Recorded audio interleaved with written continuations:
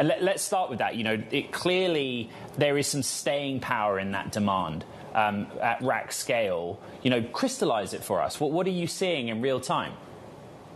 Yeah, good morning, Ed, and thanks for having me.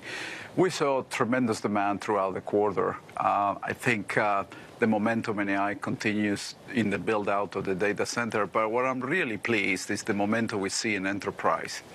In fact, most of our revenue in AI that we recognize in Q1 came from the enterprise segment, which shows you two key elements. One is the adoption of agentic AI into the company's workflow, and second is the growing of inferencing. A lot of focus is always around the training and training these new models. But for us, our focus has been both the sovereign space and the inferencing and the enterprise space. But in our portfolio, we saw tremendous momentum in networking. Our strategy with Juniper has paid off, and that's why we see double digits year-over-year growth in the order intake.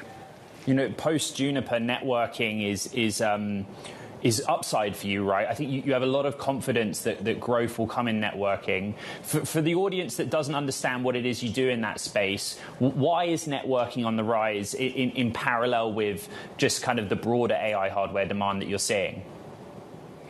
Well, I do believe, Ed, and this was the core thesis of the Juniper acquisition, that the next inflection point in terms of disruption will come from the networking connectivity layer. Think about when you build a data center, you have to connect this data center to other data centers through the internet, and that's what we call data center interconnect. Juniper has one of the most innovative products in the routing space. By the way, this past quarter, we grew mid-20% in the order intake. And then once you are inside the data center, you need to be able to connect large amount of GPUs and CPUs together. And that's where you need the data center switching portfolio, in addition to some of the other core tenets of the technology. And there, the Juniper portfolio grew mid-40% in the order intake. So I will say for us, that has been a core tenet. That's why, now they represent almost 30% of the company revenues, but more than half of the profit.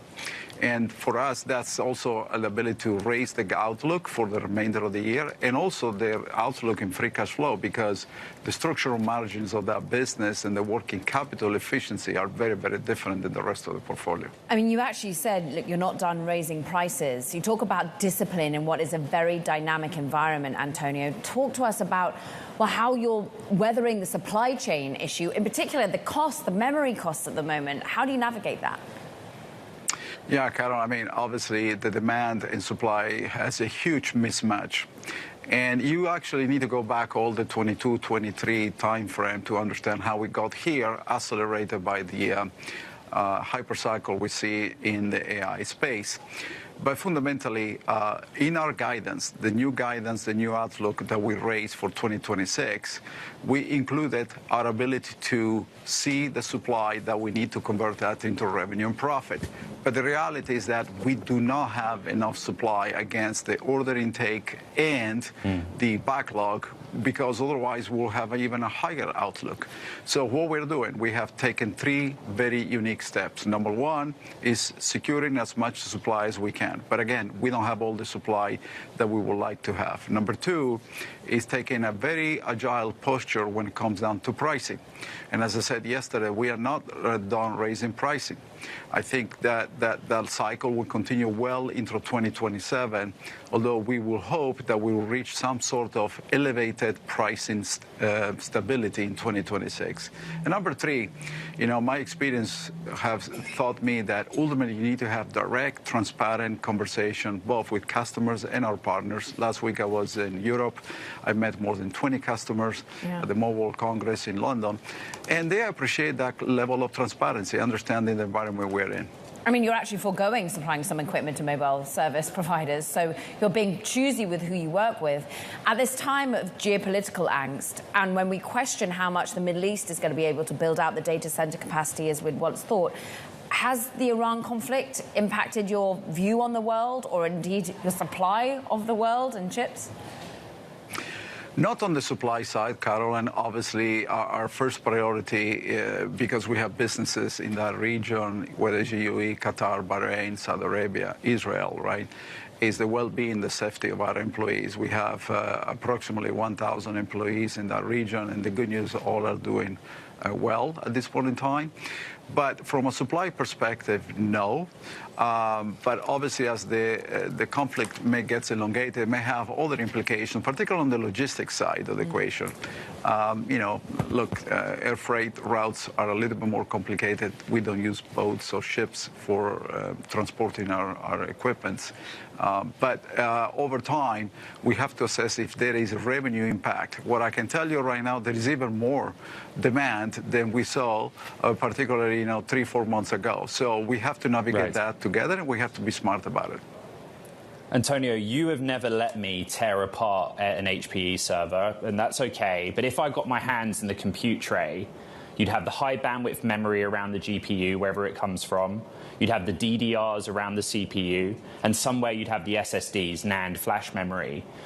Be very, very specific. Of those three, what's the biggest impact to you right now in constraining your sales and your outlook? Very simply, it's DDR and NAND, or the SSDs.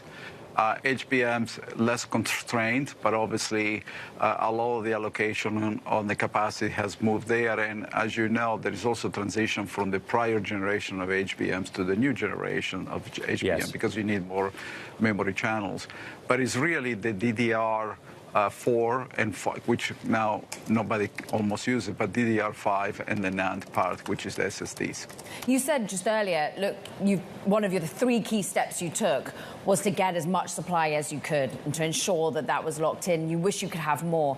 Who is it that you need to push more? Who is it that you need to have more security for? How can you perhaps get hands on further supply going forward?